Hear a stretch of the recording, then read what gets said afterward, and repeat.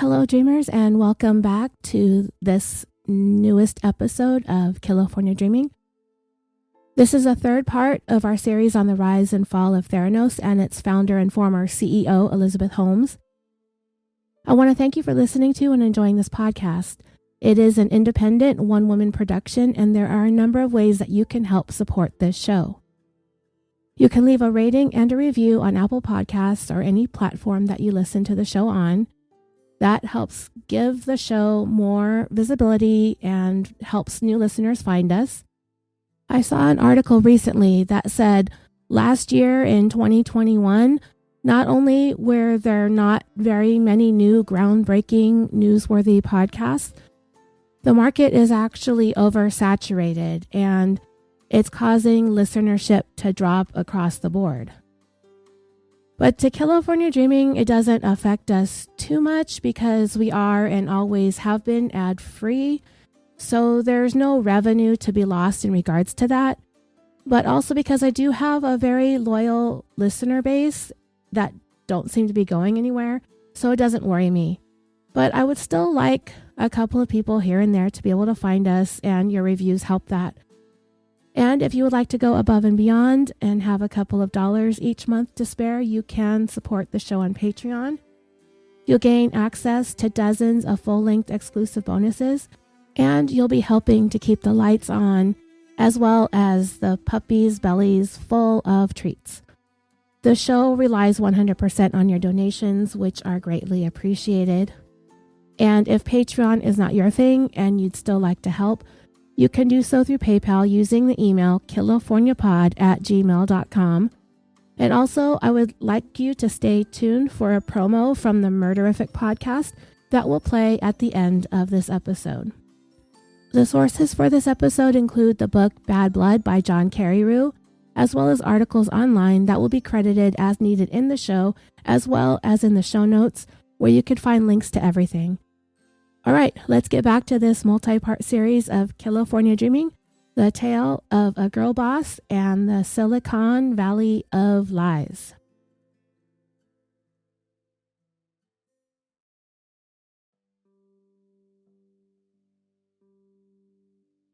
To recap, in part 2, we saw Theranos make the move on up from East Palo Alto to the other side of the freeway to the Palo Alto, which ultimately led to the departure of one of Elizabeth's favorite subordinates, her longtime IT guy, Matthew Bissell. We discussed all of the yes people in Elizabeth's circle of indentured employees and how they helped simulate a successful demonstration of the Edison for Swiss pharma company Novartis. We saw the CFO of Theranos, Henry Mosley, terminated when he began questioning the veracity of what Theranos was saying, not only about the abilities of the Edison blood testing system, but also the financial projections of the company, which didn't just seem over-exaggerated, but they were strikingly over-exaggerated. We saw one employee after another either resign or be fired, and this would remain a theme pretty much throughout the existence of Theranos. Then we saw the board of directors attempt to stage a hostile takeover, which is not a term that I use very often, but I recently saw it on one of my many recent binges. This time it was Bar Rescue, because seeing people yelled at makes me feel better when I'm feeling blue. But anyway, that's what I thought this sounded like, a hostile takeover. After realizing that Elizabeth was living in Wonderland, even though she may look like Alice, she tends to act more like the Red Queen. Am I right? Elizabeth, Red Queen, blood. Seems legitimate. They could see Elizabeth living in a fantasy world, pretending, aka lying, that the Edison was working, making up inflated profit projections. The board was trying to replace her as CEO. As a matter of fact, they had reached the decision to oust her. But once again, she was able to use her superpowers to sidestep that and convince the board to allow her to stay in that position. The Red Queen, I should start calling her that. Off with their heads, right? So the Red Queen saw the last of the apple transplants fall as well. And we finished off part 2 with the long saga of a friend of Elizabeth's parents, that doctor and inventor who likes revenge, even if it takes years to exact it, Richard Fwiz, and how he tried to get back at Elizabeth and her family for not consulting with him when she decided to launch her own biotech company by applying for a patent that he knew that Theranos was going to need sometime in the future. It was petty and it was costly, and in the end, Elizabeth was able to sic one of the best attorneys in the country on him, and she won. We did skip ahead a few years to wrap up that drama with Richard Fwiz, so we're going to pick back up in the timeline from where we left off before I got into all of that drama. So now we're going to get to know a couple of people that Elizabeth knew first in her personal life, and then they would come to work for her at Theranos. One of them was Chelsea Burkett. Chelsea and Elizabeth met at Stanford their freshman year and quickly became fast friends. They lived next door to each other in the dorm, and they had lots in common in terms of having fun and enjoying the college life, sororities, parties, things of that sort. But unlike Elizabeth, Chelsea graduated. But when Elizabeth told her that she was dropping out to chase her champagne dreams and caviar wishes, Chelsea was both surprised and impressed. Her friend seemed to have her head on straight and knew exactly what she wanted to do and was on her way to making it happen. The friends did keep in touch after Elizabeth left Stanford and founded Theranos, while Chelsea finished up school and found herself a job at a local investment banking startup, which was also in the same area of Palo Alto. However, by the summer of 2009, Chelsea was unhappy at her job, and in a random conversation thread that she was having with Elizabeth, she began venting about her dissatisfaction with her employment. And that's when Elizabeth's heat-seeking radar found its next target. And she was like, hey, why don't you come be my next employee? The two set up a meeting, and it wasn't a hard sell. Elizabeth was already Chelsea's really good friend, and she's very accomplished at hyping up Theranos. She always had this change the world angle that people were soon feeling like they were a part of. It was like something bigger than many of the other tech companies were about, especially in the field of investment banking that Chelsea had found herself kind of stuck in. Elizabeth offered Chelsea a position in what she called client solutions. Chelsea would be responsible for arranging the validation reviews that Theranos was running in order to land contracts with pharmaceutical companies. Chelsea's official first day at Theranos came just a couple of days later. When Chelsea reported for her first day, she realized that there was another familiar face on Theranos' payroll that she knew from back in the Stanford days as well. Ramesh Sunny Balwani. We will call him Sunny. He had only been with Theranos for maybe a week when Chelsea started, and he was brought on with this ambiguous top administrative title of Executive Vice Chairman. Chelsea didn't know exactly what that meant. She didn't know if Sunny was her direct supervisor or if it was Elizabeth. But what she did know was this, that Elizabeth was involved in a romantic relationship with Sunny, that she lived with him in a condo that he purchased in October of 2004, that he quickly worked to infuse himself into every nook, cranny, and corner of all things Theranos, that he wanted to make sure that everybody was aware of him, his role, and his presence, and Chelsea knew that she did not like him at all. Of Sunny, John Carreyrou wrote, Sunny was a force of nature, and not in a good way. Though only about 5'5", and that's 1.65 meters tall, and portly, he made up for his diminutive stature with an aggressive, in-your-face management style. His thick eyebrows and almond-shaped eyes, set above a mouth that drooped at the edges, and a square chin, he projected an air of menace. Dreamers, that's a nice way of saying that Sonny has resting bitch face. He was haughty and demeaning towards employees, barking orders, and dressing down people. So this was not the most sunny or flattering portrait of the guy.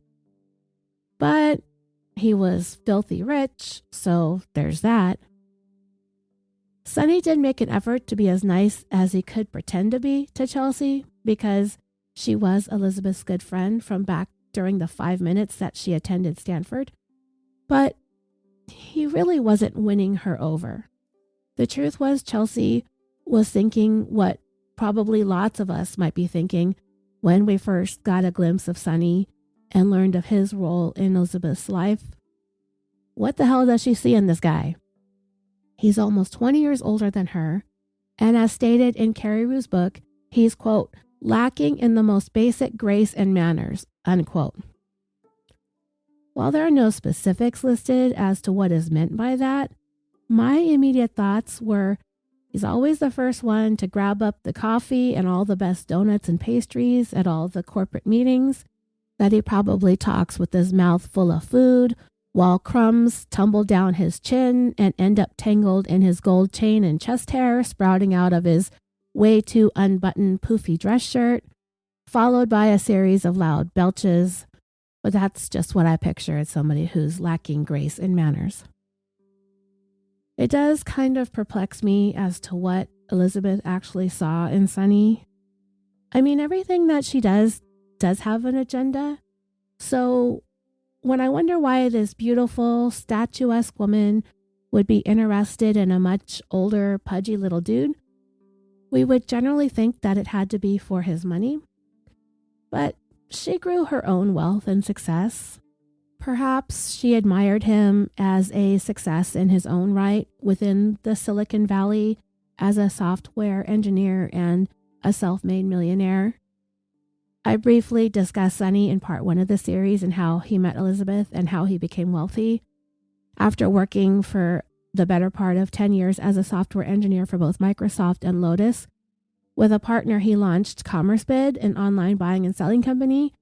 And then just 5 months before the dot-com bubble tanked, the company was sold to Commerce One for $232 million. And Sonny's cut was a cool $40 million. Though if anybody asked, it wasn't good luck that he got out when he did. He would just say that he's that savvy of an entrepreneur.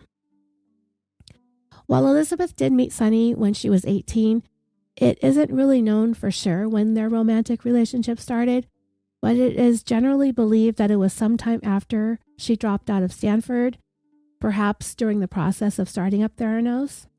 Sonny had been married once before, but by late 2004, when he purchased that condo, he listed his status as single on his paperwork. By the middle of the summer of 2005, Elizabeth was living there with him at that condo. From 1999, after he launched and sold CommerceBid, Sonny's time was spent mostly living his best life with his millions of dollars, and at the same time, quietly mentoring Elizabeth through the early days of Theranos. In early 2001, he began attending business school at Berkeley, and then he enrolled in some computer classes at Stanford. And as mentioned in part 1, they met in China while they were both enrolled in that Mandarin Chinese program. Sonny officially became a part of Theranos' executive staff in the early fall of 2009, and this is where, for him, it kind of paid off to be canoodling with the boss. Because you see, Sonny had some shady, dodgy, tax evasion-y things going on when it came to the money that he earned when he sold his CommerceBid company.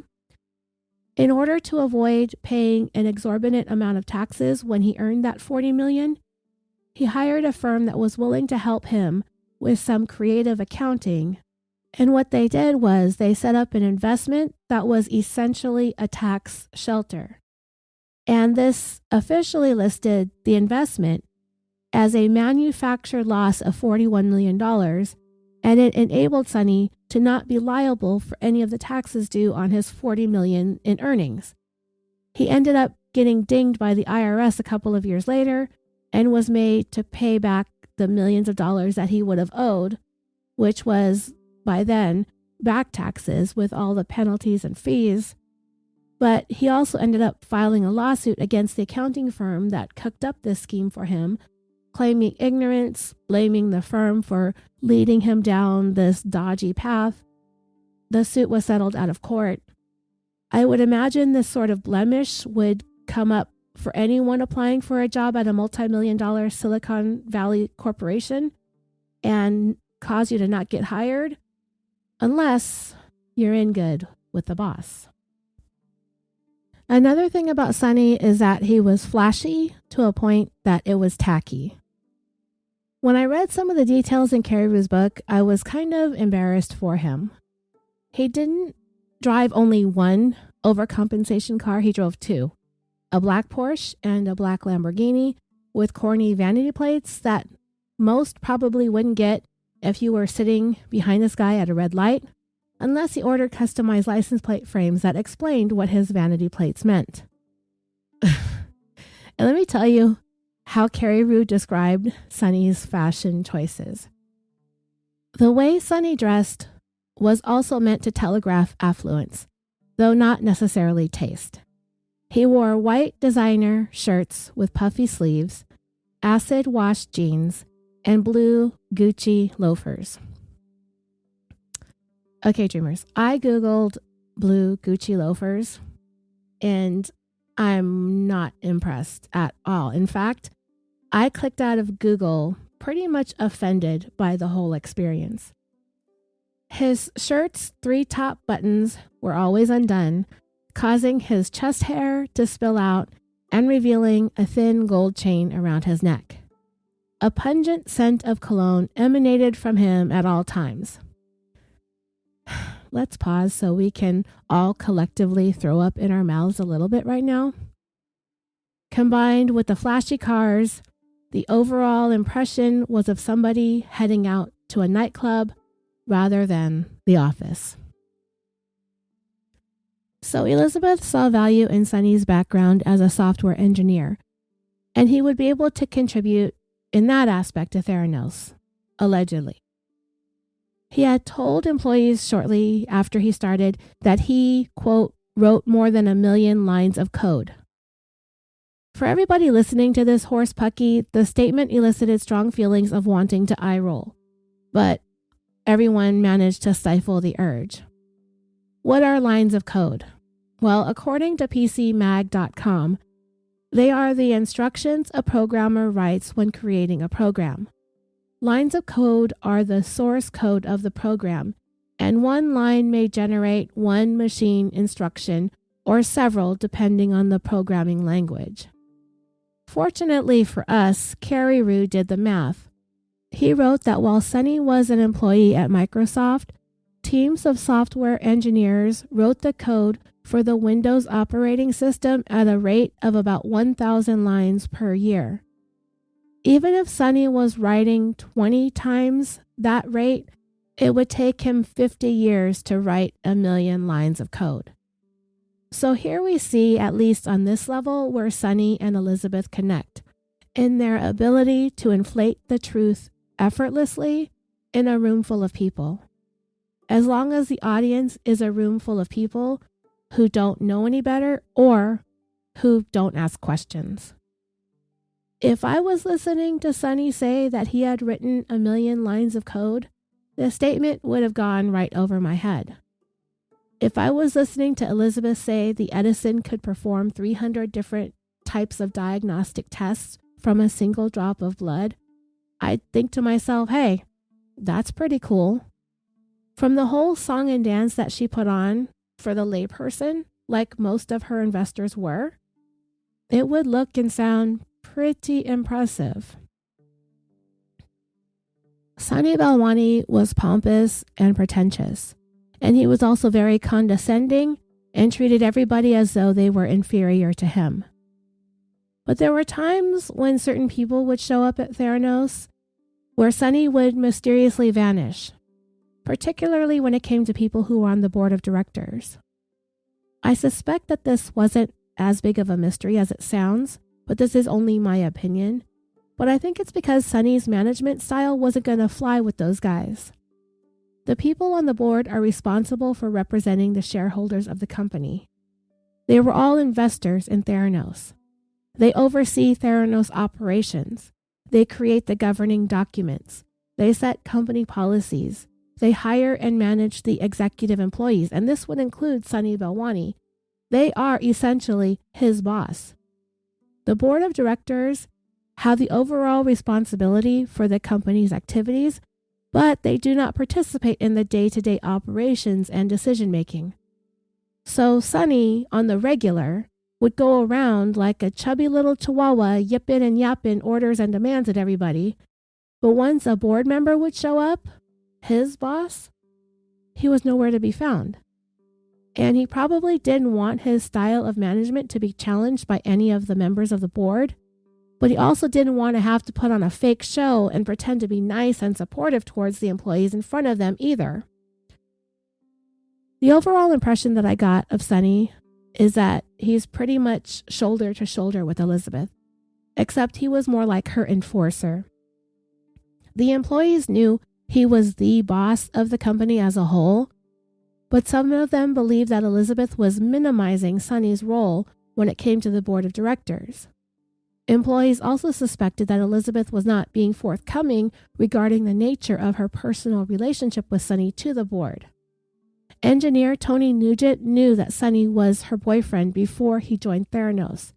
So when he was suddenly working there in September of 2009, Tony asked Elizabeth if they were still in a relationship, and she told him straight up they were no longer involved romantically. This, of course, was a flat-out lie. So getting back to Chelsea, her first assignment with Client Solutions was to work with a biotech company then known as Centocor Incorporated. Today it's called Janssen Biotech. Remember, her job was to be responsible for arranging validation studies that Theranos was running in order to win contracts with these pharmaceutical companies. In the fall of 2009, Chelsea traveled to Belgium along with an MIT graduate with a PhD in bioengineering named Daniel Young. He had been hired on at Theranos about 6 months before this trip. This part is going to get a little technical, so I'm going to try to dumb it down as much as I possibly can because I know that I get lost when I'm listening to podcast hosts trying to explain stuff that I don't get. I totally zone out. So I'm going to try my best to hold both your attention and my attention here, if I'm being honest. Daniel Young's role was predictive modeling. What this is it's using statistics to predict future behavior by finding and analyzing patterns in large sets of past and current data in order to generate a model to help predict future outcomes. You see, when Elizabeth would give her sales pitch for the Edison to pharmaceutical companies, she would say that Theranos' blood testing system would be able to predict the future outcome of how the drugs that people were taking would affect them and how their systems would react to the drugs. Those test results would be sent into Theranos' proprietary programs, and the more information the computer gathered about a patient, it would then be able to better predict how those results would evolve over time as that patient was receiving treatment. And the more results that were inputted, then the better their system would be able to forecast future changes as well, and the better the treatment plans that their doctors would be able to develop. While this sounded impressive and leaps and bounds ahead of what any other blood testing system was capable of, the blood test results had to be reliable every single time in order for the Theranos' program to develop any meaningful predictions about a patient's response to drugs. I mean, this is common sense. And it wasn't long after Chelsea got to Belgium and was preparing to meet with Centocor executives that she began feeling that Theranos' system didn't work. What Centocor was interested in specifically was to be able to determine how asthma patients were reacting to asthma medications by gauging certain biomarkers in a patient's blood. Of course, Elizabeth pitched it as if the Edison was capable of that very specific kind of testing and would be able to provide reliable results every time.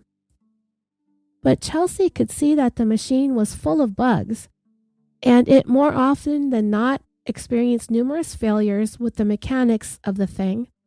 The cartridge wouldn't go into the machine easily, and then if it did, something inside the Edison was always on the fritz. And then if by some stroke of luck or an act of God that they managed to get through the actual testing part, it was difficult for the thing to spit out any results.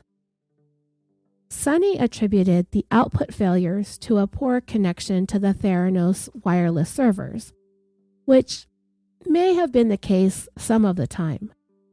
The whole thing had to be transmitted back and forth between wherever they were in the world. In this instance, they were in Belgium, and it would have to go all the way to California and then all the way back to Belgium.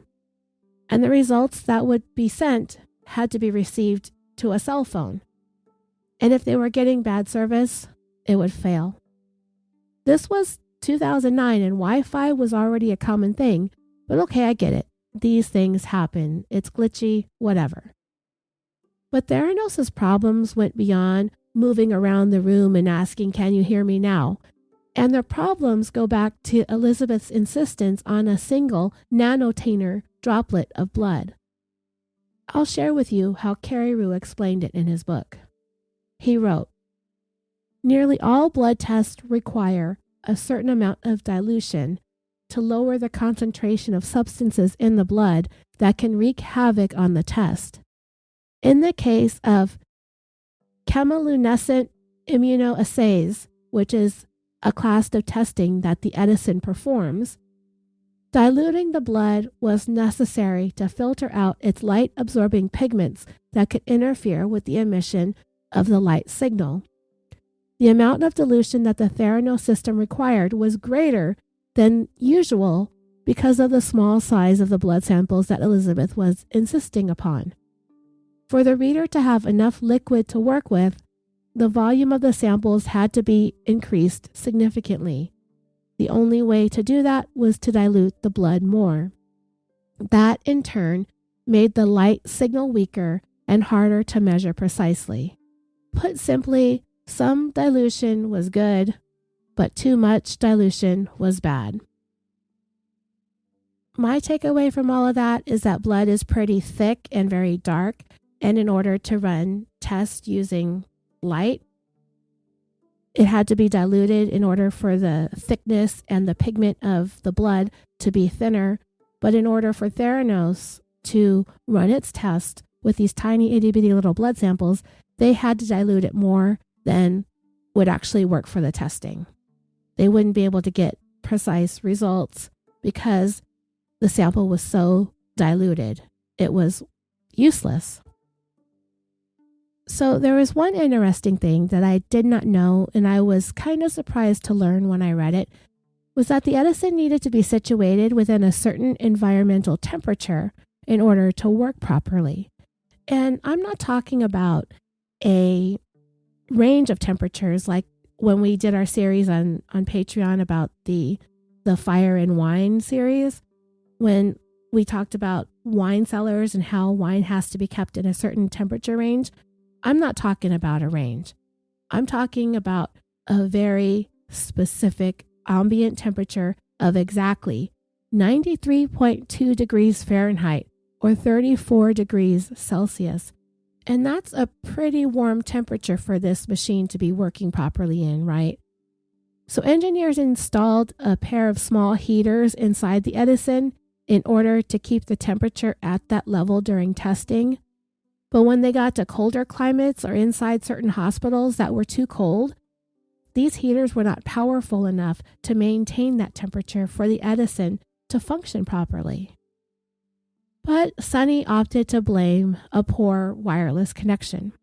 He had absolutely no desire to listen when Theranos engineers and scientists attempted to explain to him what the problem was when it came to the ambient temperature.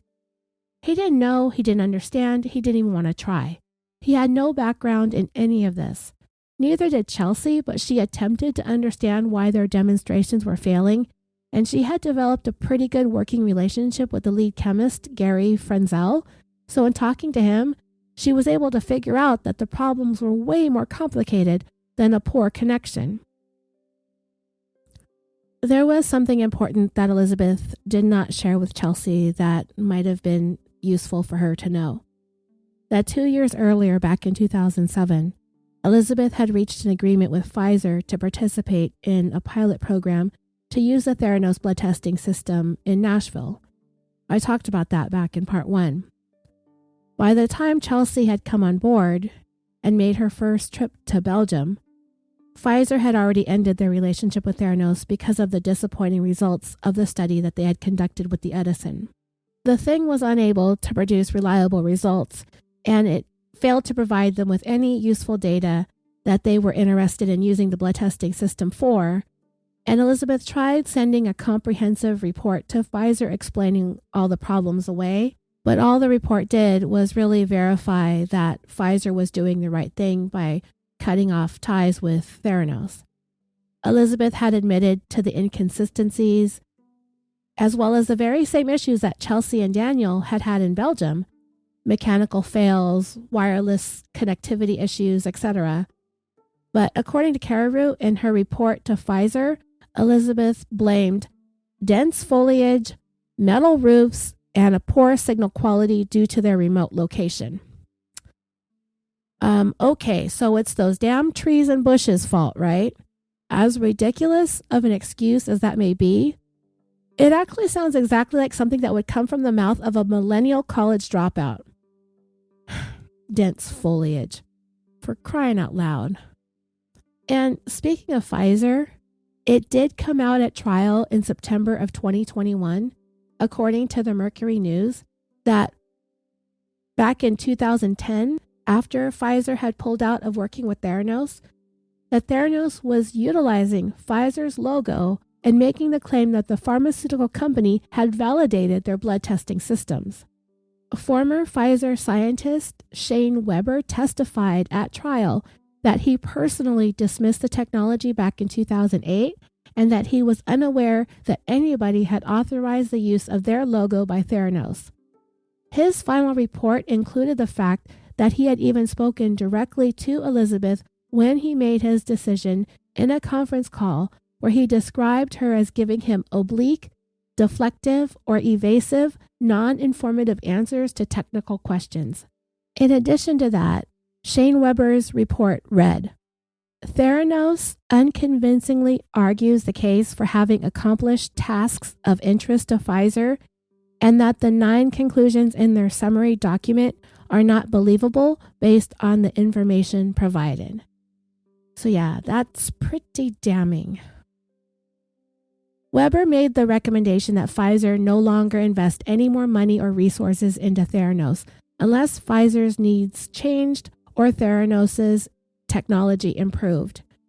He further testified that when he explained his findings to Elizabeth, she asked for other people at Pfizer that she could speak to. He deflected this, explaining that he did not want other points of the company being contacted or distracted from their clinical trial duties.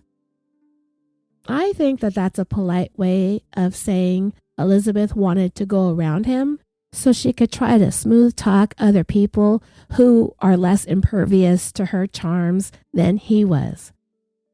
The court was shown a report Elizabeth had emailed to Walgreens in 2010 that was titled Pfizer Theranos System Validation Final Report, and it had both Theranos' and Pfizer's logos on the title page. The report stated that Theranos' systems had superior performance and excellent accuracy. Shane Weber told the court his findings were exactly the opposite of that, and that Pfizer never endorsed Theranos or its system.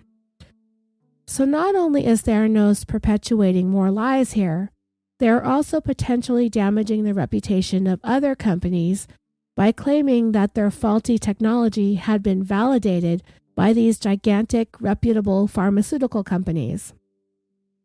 Chelsea had no idea that Pfizer had ended their partnership for the exact same reasons that she was embarrassing herself in Belgium to yet another pharmaceutical company.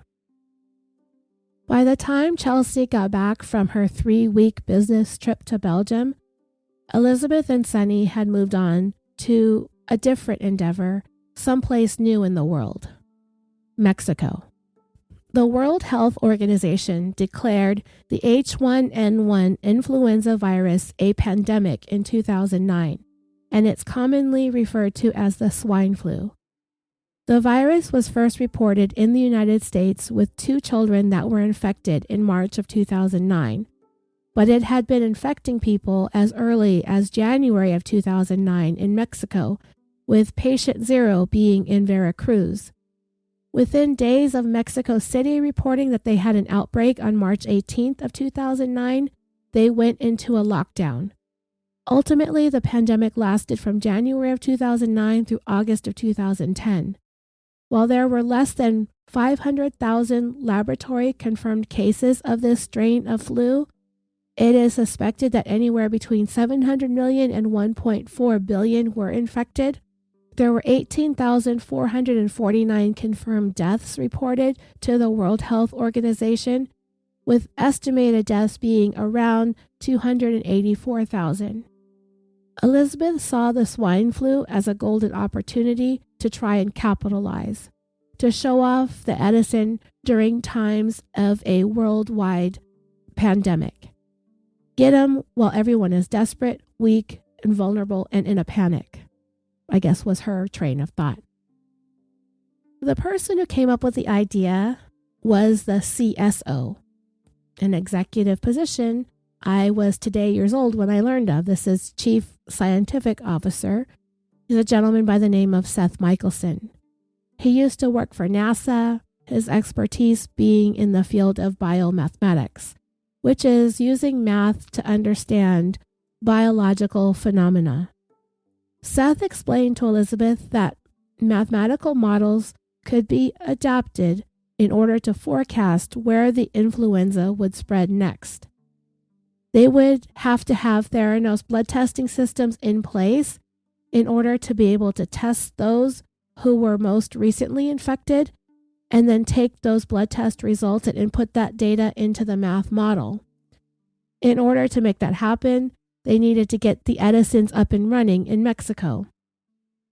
Elizabeth actually thought that she would be able to ride into Mexico with truckloads of Edisons and drop them off all over at the country's towns and villages at the epicenter of the flu outbreak. So Elizabeth decided that since Chelsea spoke Spanish, she would send her down to Mexico with Sunny so that they could embarrass themselves some more. I'm just kidding, but no, they probably would, to peddle the Edisons. Now, apparently, it's no easy task getting experimental contraptions authorized for use in foreign countries, but Elizabeth seemed to have a connection for every scenario under the sun, and she just so happened to have gotten chummy with a student at Stanford from a prominent family in Mexico who were pretty high-ranking in the department that oversees Mexico's healthcare. They ultimately gave Theranos the green light to ship 24 Edisons to a Mexico City hospital.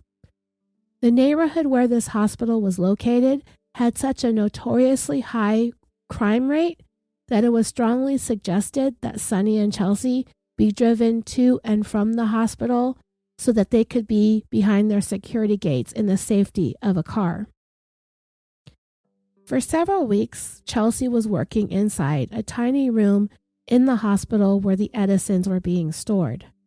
There were refrigerators that had blood that had been drawn from hospital patients.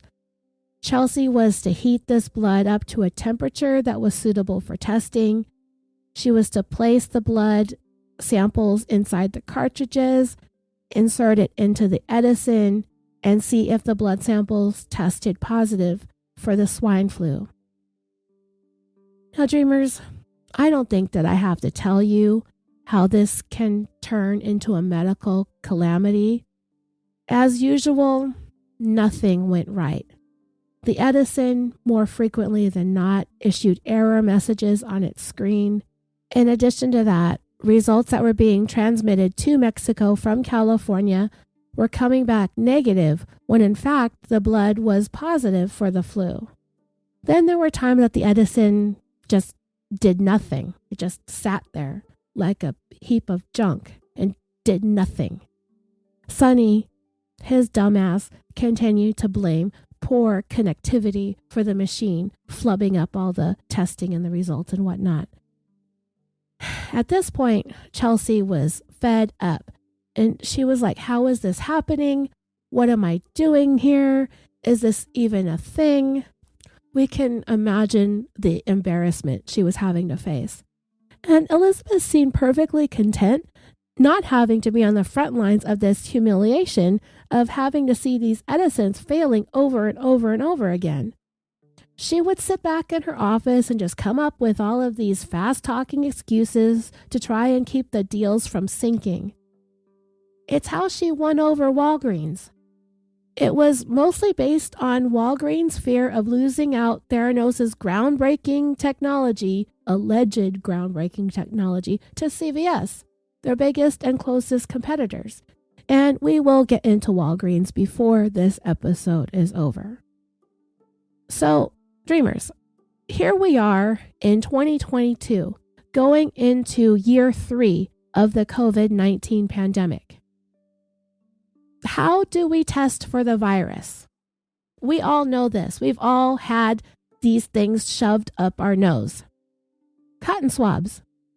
There's no blood draw involved, and there was no blood draw necessary for the swine flu testing either. It was then, as it is now, nasal swabs. Testing for it using blood draws was wasteful, costly, and totally unnecessary. Theranos scientist Gary Frenzel told Chelsea this, and she was like, "Are you serious?"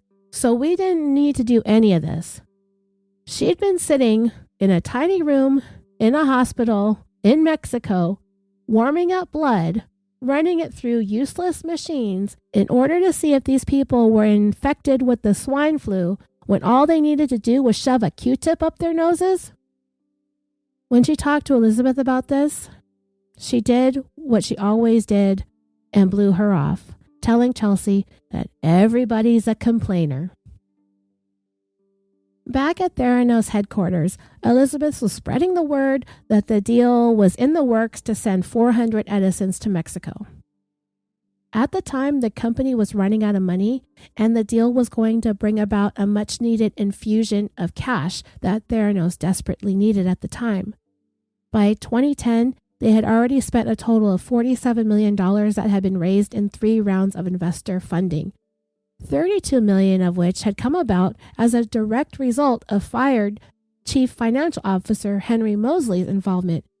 Remember, Mosley had been fired back in 2006 after only being with the company for 8 months because he called out some of the issues that the company was having with its technology and its inflated revenue projections, but he did so in front of the board of directors.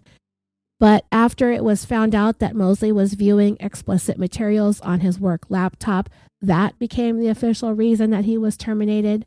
So all the money that he was instrumental in raising too was gone. Theranos' lifeline was by way of a loan that Sonny Balwani had signed for himself. In the meantime, the swine flu pandemic was spreading quickly across Asia, and Thailand had been hit particularly hard. So Sonny had gone to Thailand to work on getting Edison set up there too to conduct blood testing for the virus. As stated earlier, experimental devices needed to be authorized to be used in foreign countries, and in order to get into Mexico, Elizabeth hit up an old Stanford friend from a prominent Mexican family.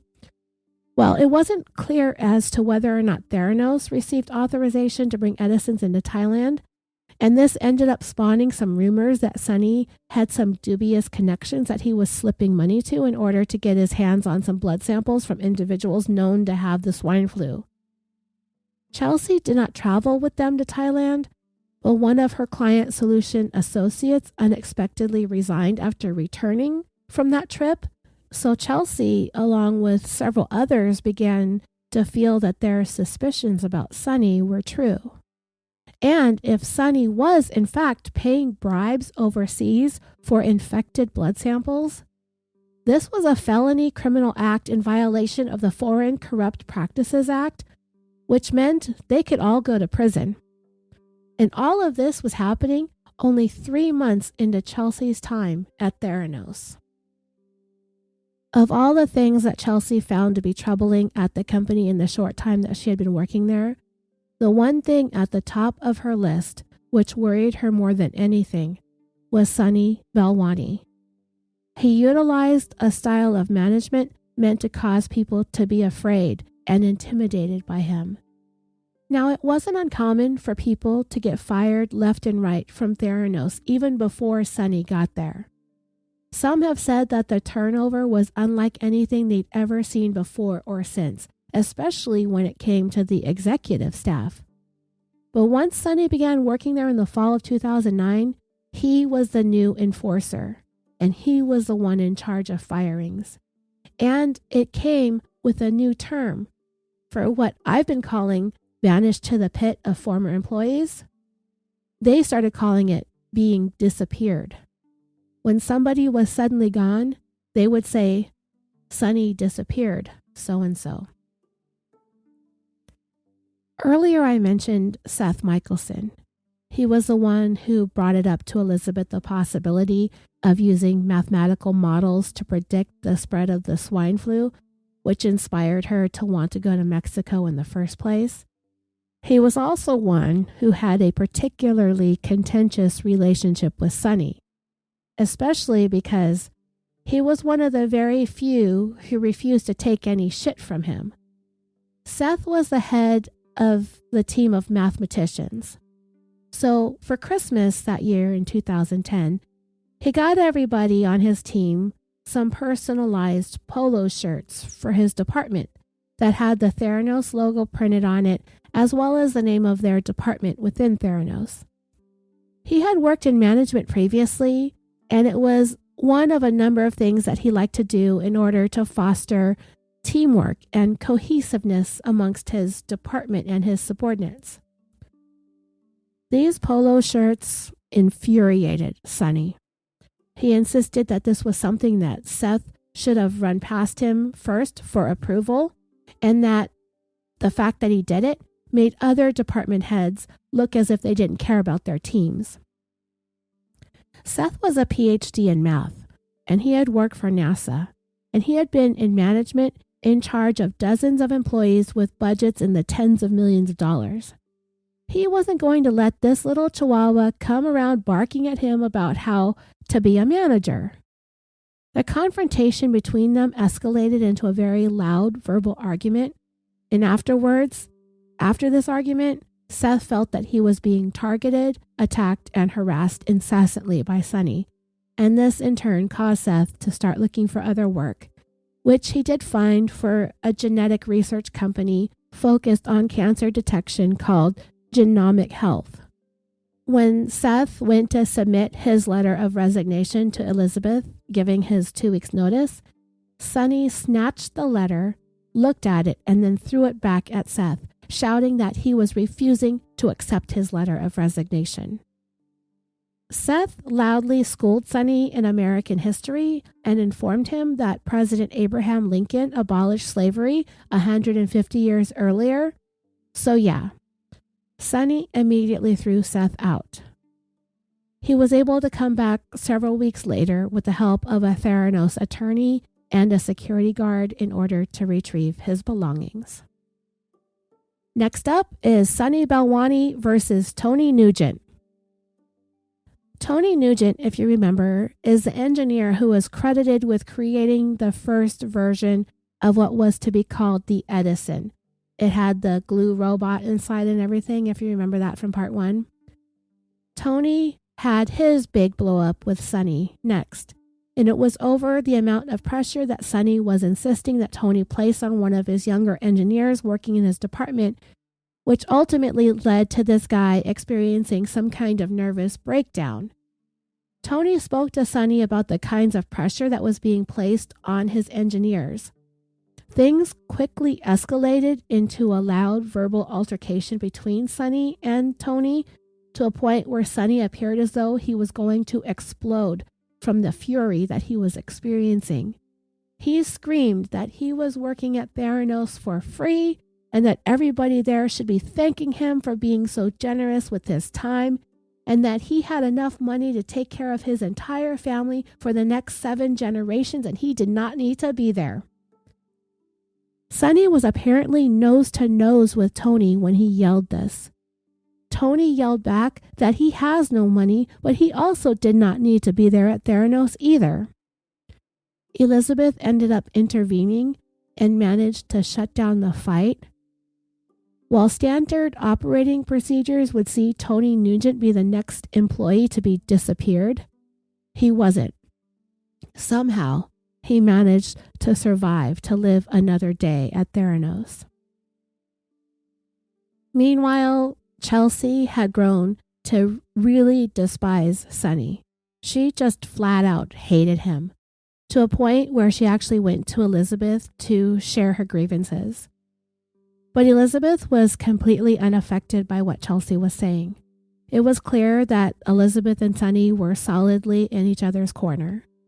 Anytime Elizabeth walked out of her office, Sonny immediately came out of his office and escorted her everywhere that she went in the building. There was a glass conference room in between their offices so they could see each other from across this room. Even if she was going to the restroom, he'd go all the way there with her and all the way back. Did he actually go inside the restroom with her? I don't know. The employees thought that he was, even if it was in a joking sort of way, as if he was going in there and wiping her ass for her or something. But whatever the case, it was just weird. Anyway, after 6 months, Chelsea was unhappy about working at Theranos, more unhappy than she had been at the company that she left to go there. She had had so much hope and enthusiasm when she first spoke to Elizabeth about joining Theranos, and it only took 6 months for all of that to evaporate. She wanted to quit. She just couldn't stand being around Sonny. The swine flu appeared to be getting under control, so the projects in Mexico and Thailand were about to be dead before they even got started. As Carrie Rue so eloquently put it in his book, the company was lurching from one ill-conceived initiative to another like a child with attention deficit disorder. And Chelsea was attempting to maintain a long-distance relationship with her boyfriend who lived in Southern California, and she was getting tired of flying back and forth every weekend to spend time with him, which is a little bit of first world problems, but just saying. As Chelsea contemplated what her next move was going to be, Elizabeth and Sonny did something that finally pushed her over the edge. A while ago, I mentioned that Stanford student who had been a friend of Elizabeth's, whom she tapped as a connection to get the Edison approved for use in Mexico through his family connections. Well, his father had been told that it was possible that he had cancer, and when Elizabeth and Sonny caught wind of this, they talked him into letting them run tests on his blood to see if they could identify the markers that would indicate whether or not he actually had cancer. When word got around that Elizabeth and Sonny were running tests to try and diagnose whether or not an actual human being had cancer, everybody was stunned. Board member Gary Frenzel even stated that Theranos was playing doctor. Chelsea was beside herself when she heard. It was one thing for them to be running research tests and validations with their projects in Mexico and Thailand. There was not going to be any direct impact on how those people who may or may not have had the swine flu were going to be treated. But this was next level scandalous. Sonny and Elizabeth had convinced this guy to allow them to run tests on him and to provide him with results that he would then quite possibly use to decide what decisions that he was going to be making about his possible cancer treatment knowing damn well that the Edison doesn't work for shit. Then Elizabeth and Sonny began printing and passing around blood testing request forms that are usually only used by doctors when ordering laboratory tests to be run on a patient's blood, and they were getting ready for consumer testing. That's what they were telling everybody. They were getting prepared for consumer testing. That was the last straw for Chelsea. She let Elizabeth know that she and her boyfriend discussed things and that she was going to move to Los Angeles, which that was true, but she did not share the issues that she had had with Theranos. Chelsea said that while she would stay on until they found somebody to replace her, she was told that she could just go ahead and leave immediately, and she was not to speak to any of the employees who worked for her, which she was kind of bummed out about because she wanted to say goodbye to them. But Elizabeth and Sonny refused to allow her to do so because they wanted to make sure that they controlled what Chelsea's team were told about her departure. Chelsea was also feeling some of the same things that we've been saying throughout these episodes. Elizabeth was not in touch with reality. And what's more, the only person that she was allowing to be close to her was Sonny, this barky, ankle-biting little chihuahua that was a horrible influence on her. Chelsea was glad to be done with Theranos. The Great Recession of 2009 had an interesting side effect, and that was low interest rates. What this did was it caused people who usually invested in things like stocks and bonds to look for something more lucrative to put their money into. And one of the places that was hardly affected by the recession was the Silicon Valley. Mark Zuckerberg's company, Facebook, its value had skyrocketed in 2010.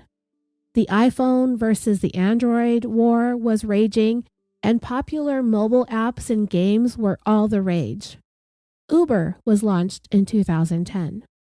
So there was money to be made, and people had money to invest.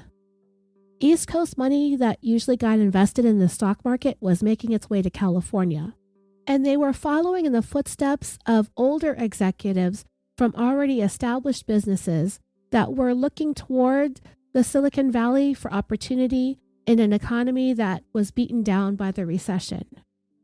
And one of those people who was interested in looking for investments outside of stocks and bonds was a 65-year-old Walgreens executive named Dr. J. Rosen, often referred to as Dr. J.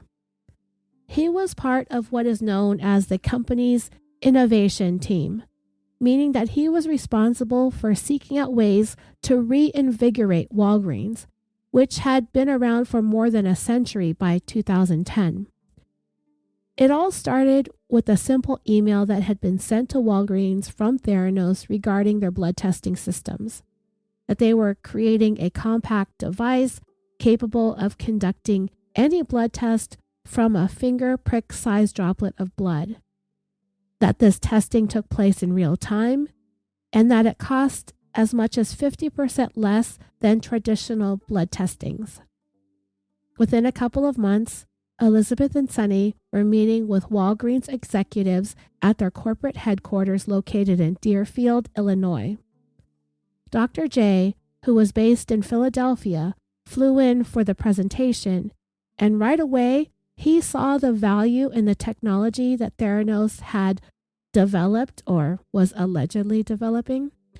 He saw the Edison as the exact thing that would set Walgreens apart from its closest competitor, which was and is CVS. Dr. J not only saw the business potential, but he was also a man very conscientious about his own personal health and well-being. And Elizabeth's rigmarole about Theranos changing the way blood testing was conducted, making testing more accessible to every home in America, eliminating the pain associated with venous draws, never having to say goodbye to loved ones too soon, yada, yada, yada. It all really hit Dr. J in the feels. So he was sold, hook, line, and sinker. He was more excited than Elizabeth ever was or would be about the Edison because, well, he thought the thing actually worked. Elizabeth was able to feign excitement because she was still hoping for a miracle while she faked it till she made it. Dr. J genuinely felt as though he stumbled on a device that would change the biotech industry as we knew it. And it was all because Elizabeth told him the technology could do things like be able to detect breast cancer before a mammogram could.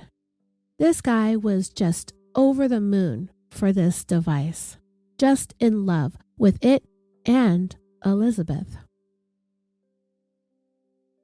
On August 24th, 2010, laboratory consultant Kevin Hunter arrived at Theranos with a group of Walgreens executives, including Dr. J, who was super excited to see this deal go through.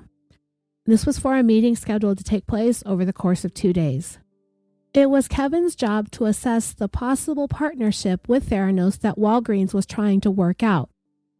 When he got to Theranos' headquarters, the thing that caught his attention first was Sonny's black Lamborghini.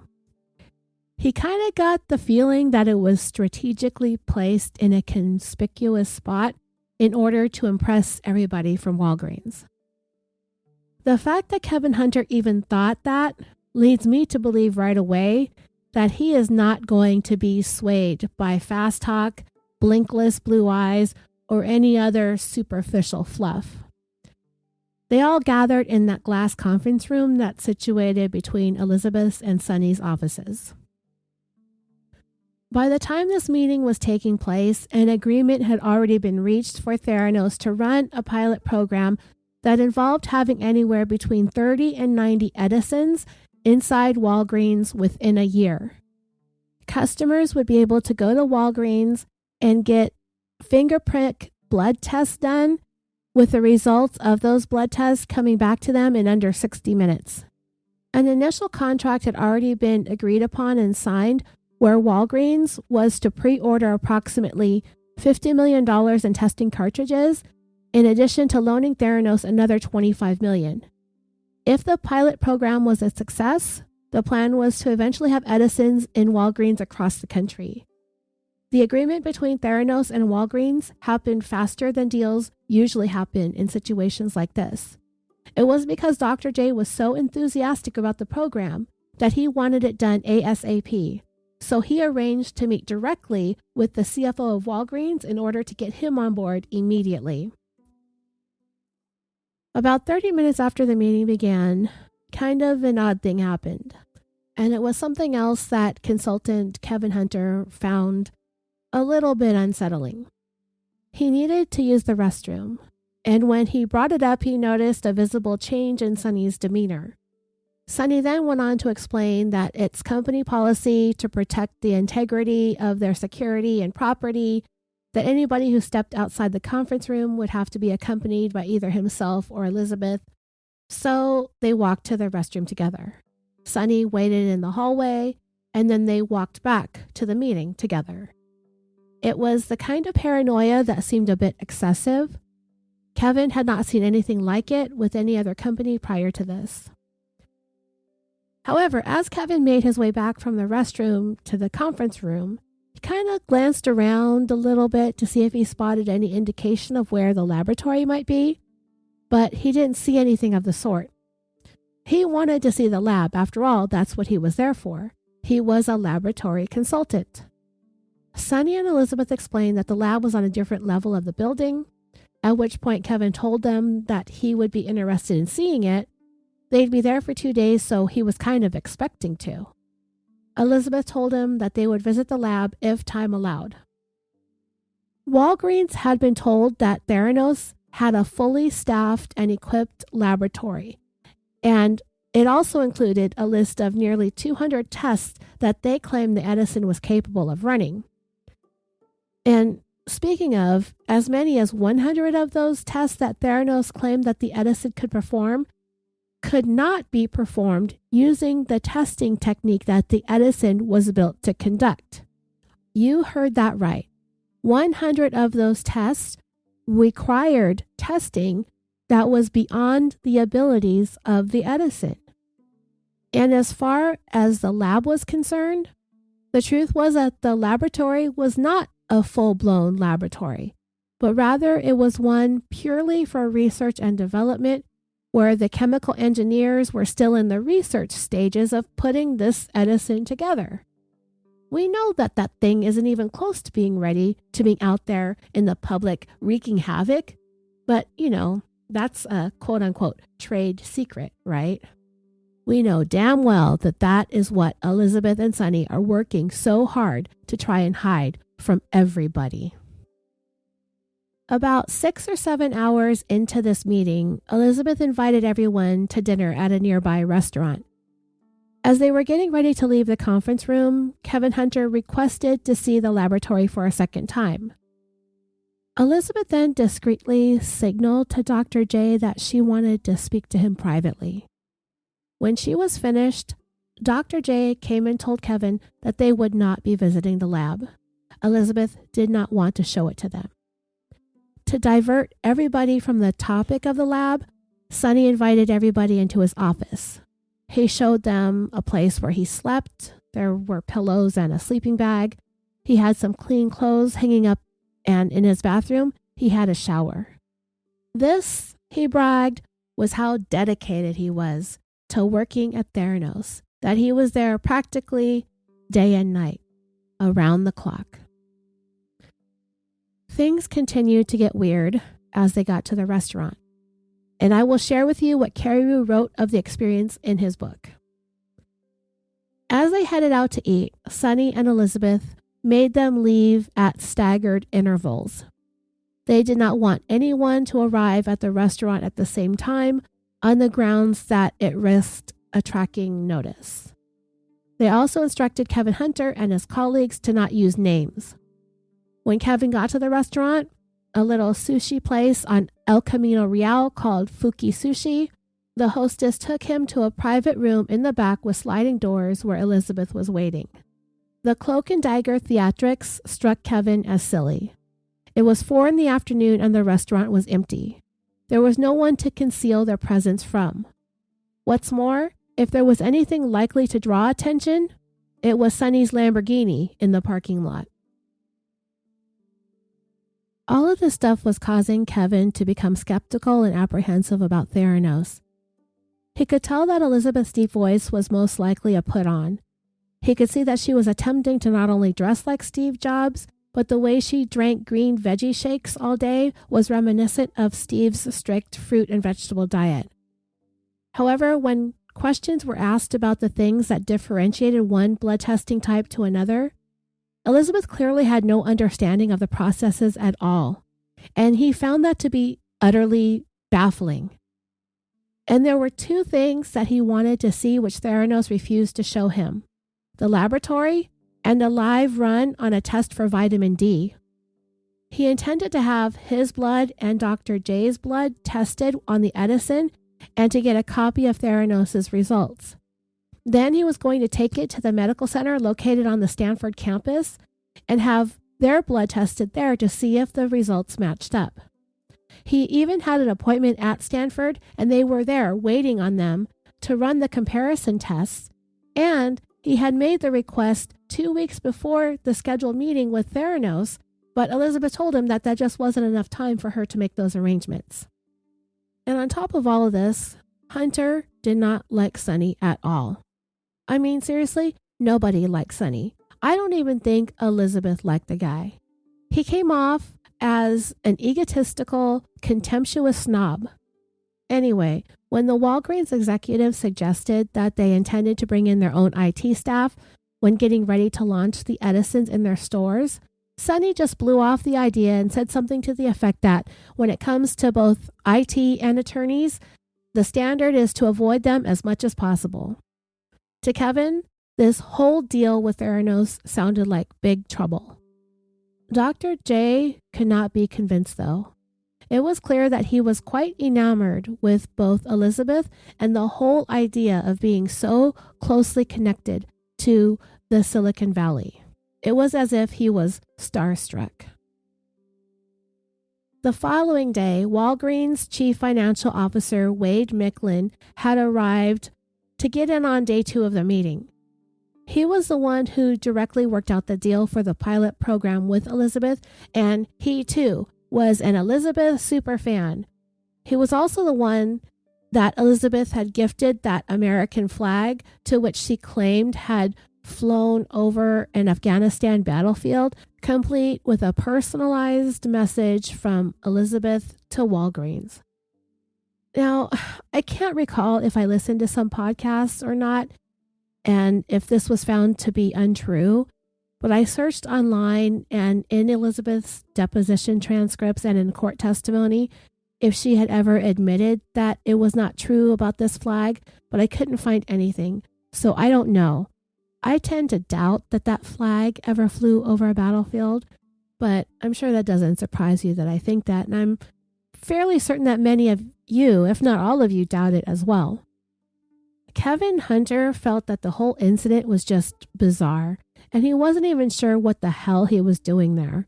They brought him on as a consultant to survey Theranos and its device, but he was not even given access to the lab, nor was he allowed to test the thing for himself. Yet everybody else was all cuckoo for Cocoa Puffs over this stupid flag.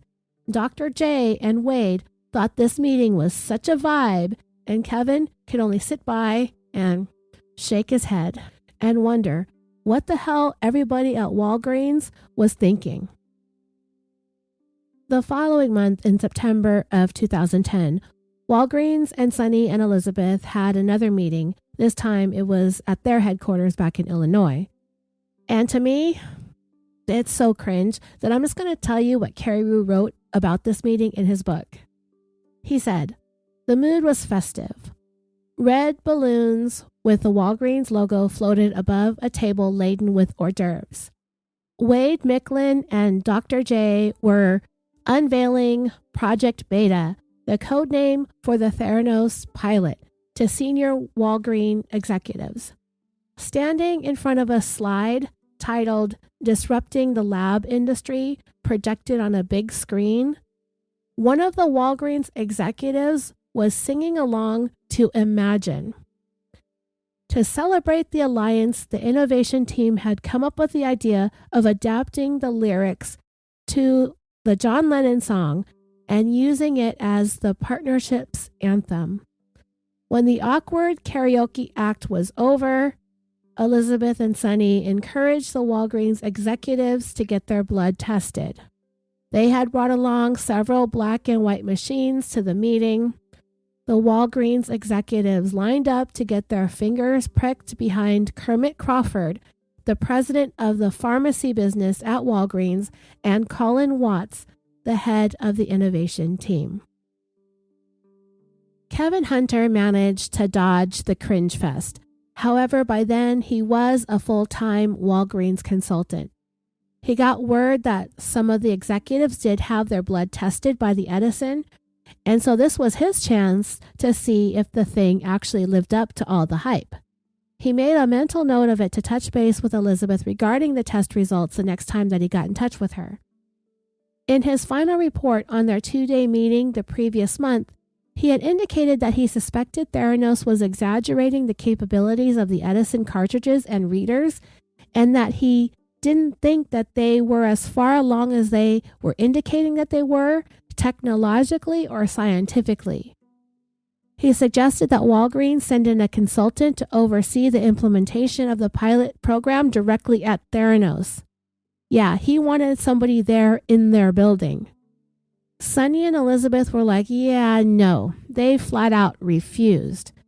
And I'm fairly certain that Kevin Hunter knew that there was no way that they were going to allow an outside consultant to oversee anything when he wrote up that suggestion.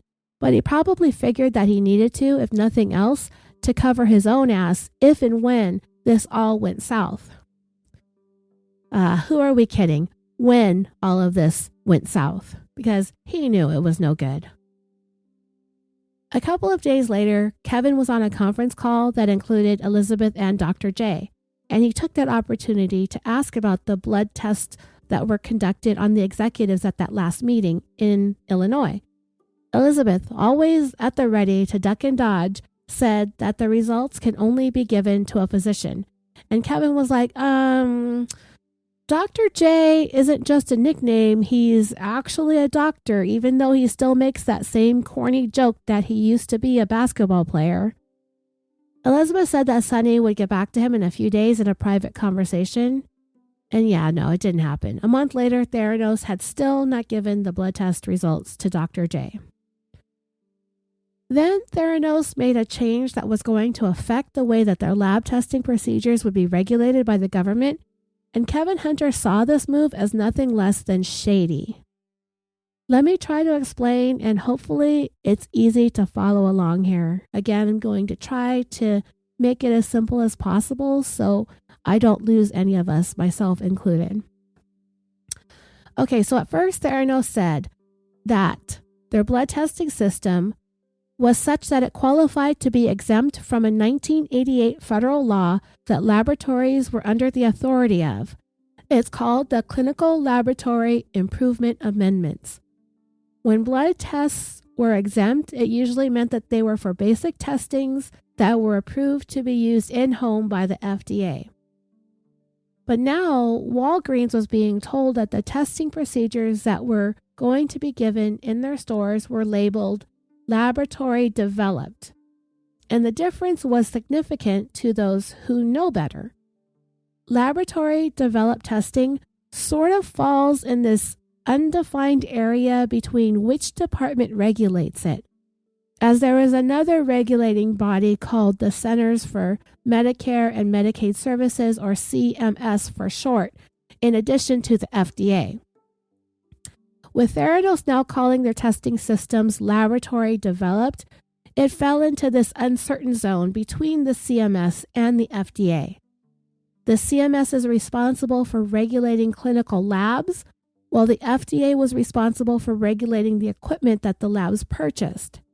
But neither one of them was specifically responsible for labs equipped with their own proprietary testing processes. Kevin Hunter got into quite a kerfuffle over this with Sonny and Elizabeth, with the two of them trying to tell him that every big laboratory always uses lab-developed tests. And it was kind of stupid of them on their part to try to BS Kevin with that nonsense, because unlike most people that Sonny and Elizabeth prefer to deal with, Kevin knew better. This was sort of his area of expertise. And we know how much the two of them, should we give them a mashup name like Sunny Beth? We know by now how much Sunny Beth don't like it when people have all this expertise and knowledge stuff that just makes things so complicated for them all the time. All this did was make Kevin Hunter want to ensure that the blood tests that Theranos ran on the Walgreens executives were on point. If he could just see that, yeah, okay, the Edison's work, it gave out good, valid results, it would just put his mind at ease about all this other weird stuff going on with these Theranos freaks. So while still on the conference call, which was a video call, Kevin said, I want to set up a study in conjunction with a medical center on the Stanford campus. Let's take the blood samples from 50 people and run them through both Theranos testing devices and Stanford's devices and see how the results stack up against each other.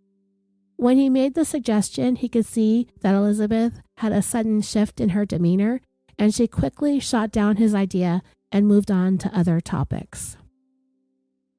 When the conference call ended, Kevin, who was in charge of the deal on the Theranos end of things, decided to speak to the person who was in charge of the deal on the Walgreens end of things, a gentleman by the name of Renat Vandenhoff.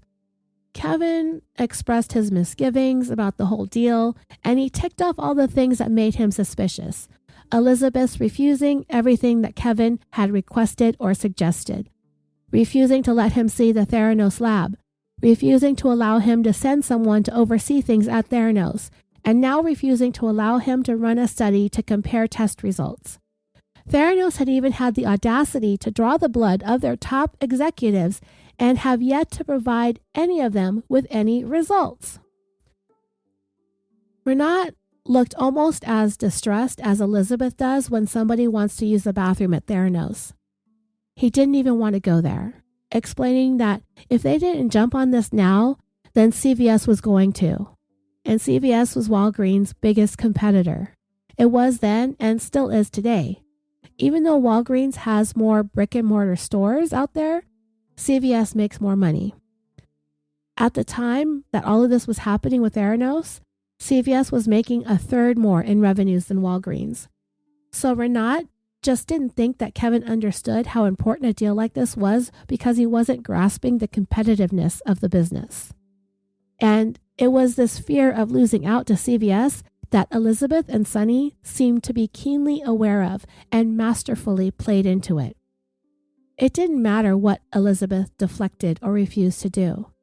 She had the people at Walgreens that she needed in her corner in order to seal the deal, namely Dr. J and Wade Micklin.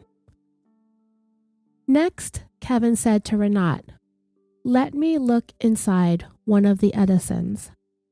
Theranos had left some of them behind after the cringy Imagine party for them to try out on their own.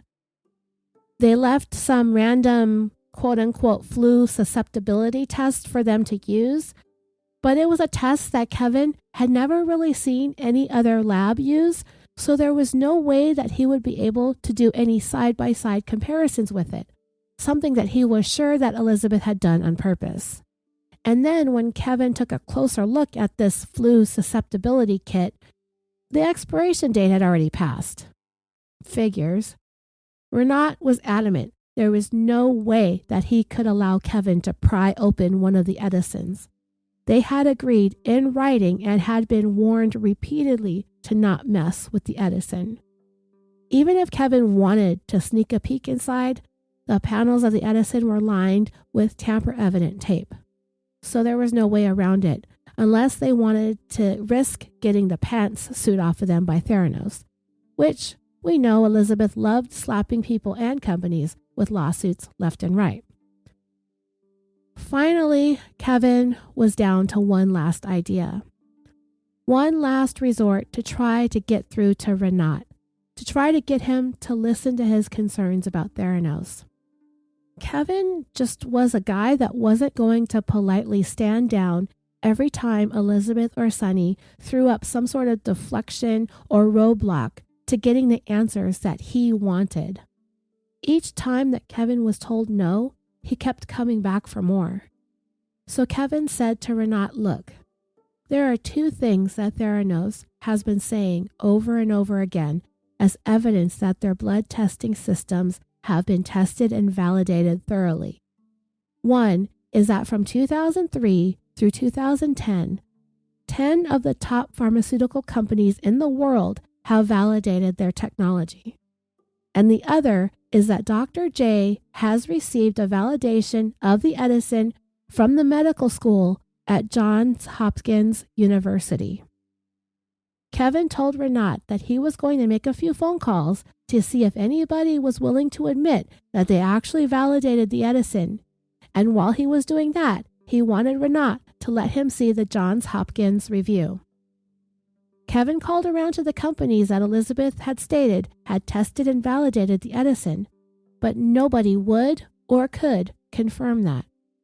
And then Renat did hand over the Johns Hopkins report, albeit reluctantly, and when Kevin looked it over, he would have laughed out loud if this hadn't been such a serious matter to him. All the report said was that the technology seemed to be all right and that it was unique, but that was about it. The report also made it abundantly clear that Johns Hopkins ran no tests of their own. And at the bottom of the second page, it said, quote, "The materials provided in no way signify an endorsement by Johns Hopkins Medicine to any product or service." So I guess Elizabeth and Sonny also counted on people not reading the fine print or looking at anything past page 1. Maybe they're just not used to people being thorough or into reading. By then, Kevin could tell that he was getting to Renat. that Renaud was starting to believe what he had been saying all along. He already knew that the person in charge of what Walgreens' innovation team spends its money on, a gentleman by the name of Dan Doyle, he knew that he was on the fence about the Edison too. So now Kevin just had to convince Dr. J and Wade. Otherwise, if he couldn't change their minds, Kevin was certain that Walgreens would someday rue the day that they ever met Elizabeth Holmes. It was also around that same time that they were wheeling and dealing with Walgreens that Theranos was trying to make nice with Safeway too, which is a grocery store chain here in the United States. I don't know if it's other places in the world.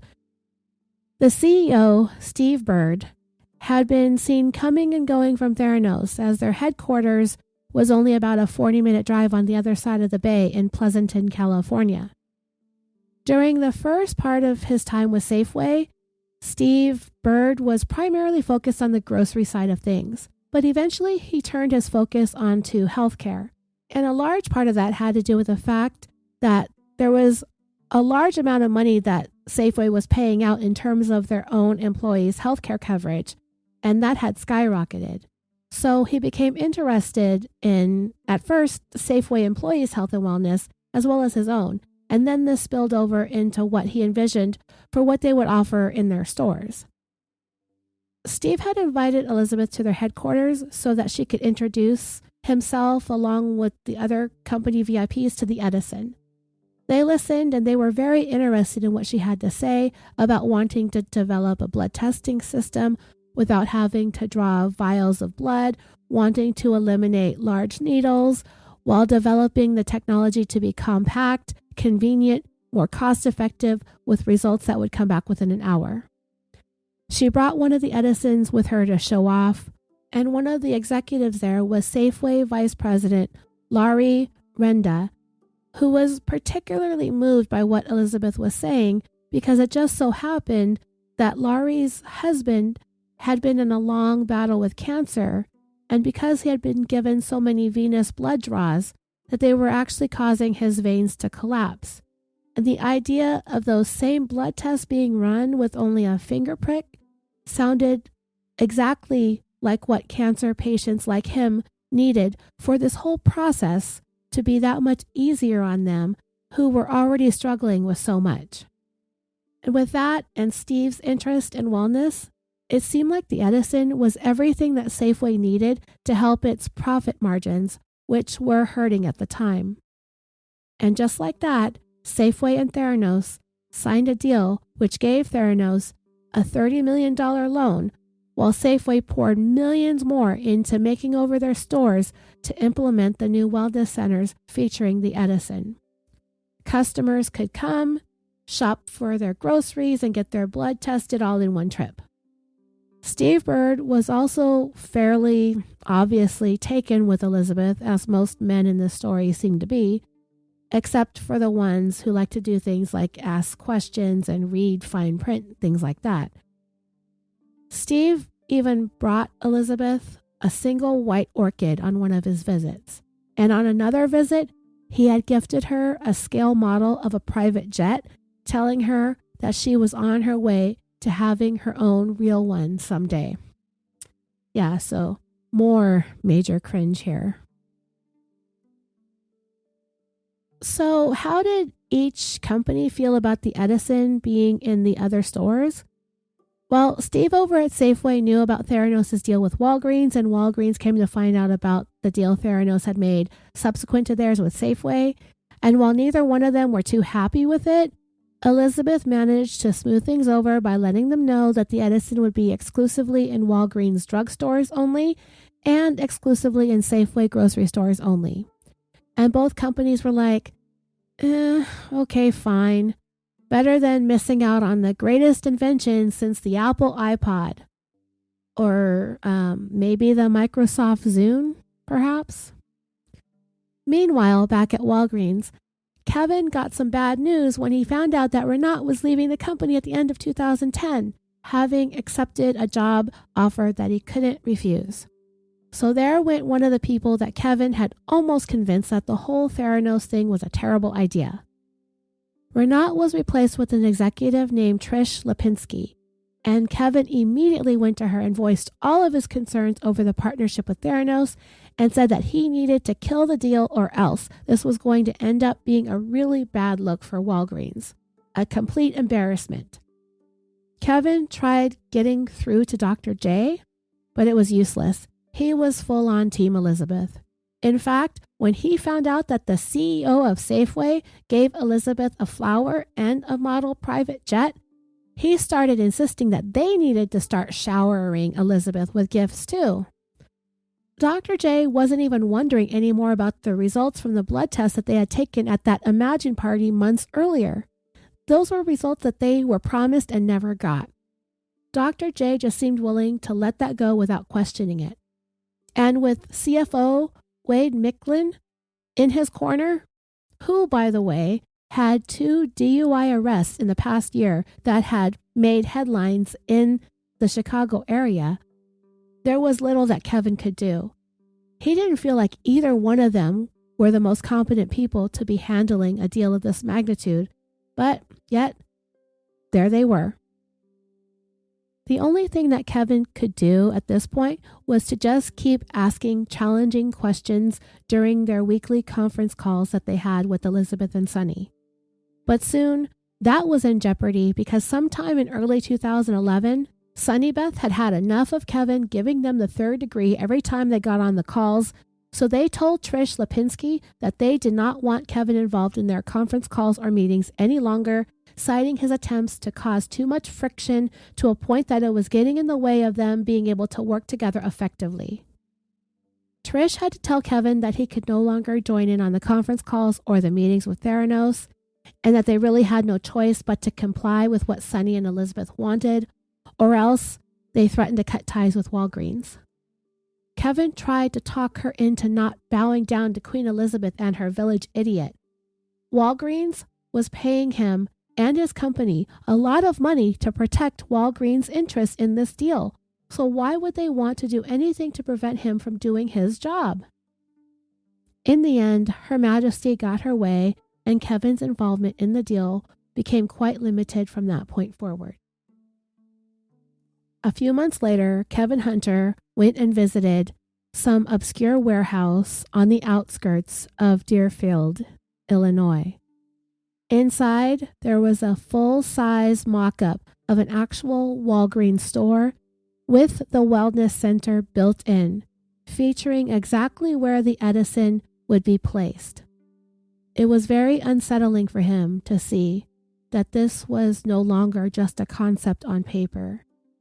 This was about to get real, and actual people were going to start coming into Walgreens and have their blood taken and tested on a device that he fully believed did not work.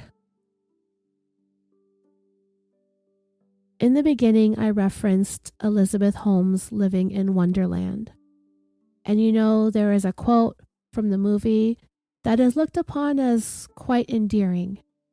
A quote that was said by Alice, the original person who went down a rabbit hole. She said, "Well, sometimes I believe as many as 6 impossible things before breakfast." Even though Elizabeth never referenced Alice and nobody has ever really made the comparison, it isn't lost on me that perhaps Elizabeth chose to believe in the impossible too. But something got lost along the way when she decided to claim that she made the impossible happen, when in reality, it was never going to be possible at all.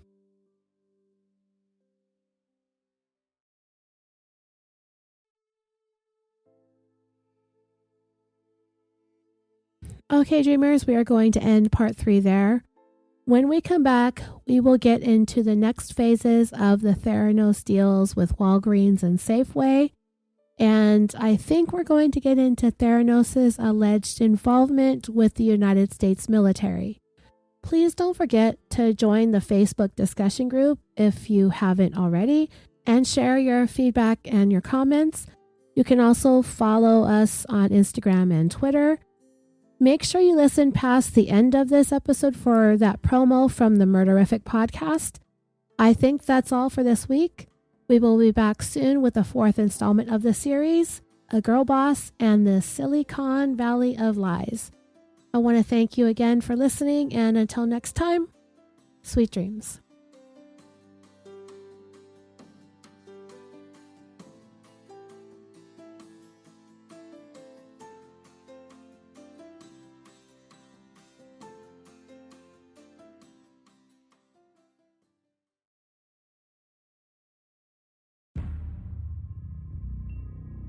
Hi, I'm Bernadette, the host for Murderific True Crime Podcast, coming to you from the state of Maine, USA. We are a bi-weekly podcast and discuss stories from Maine, New England, and all over the world. Our stories focus on domestic abuse, mass murder, familicides, cults, serial killers, kidnappings, and lesser-known cases. Murderific is easy to find on all podcast apps, or go to murderific.com. Give Murderific a try. Remember, murder and horrific equals Murderific.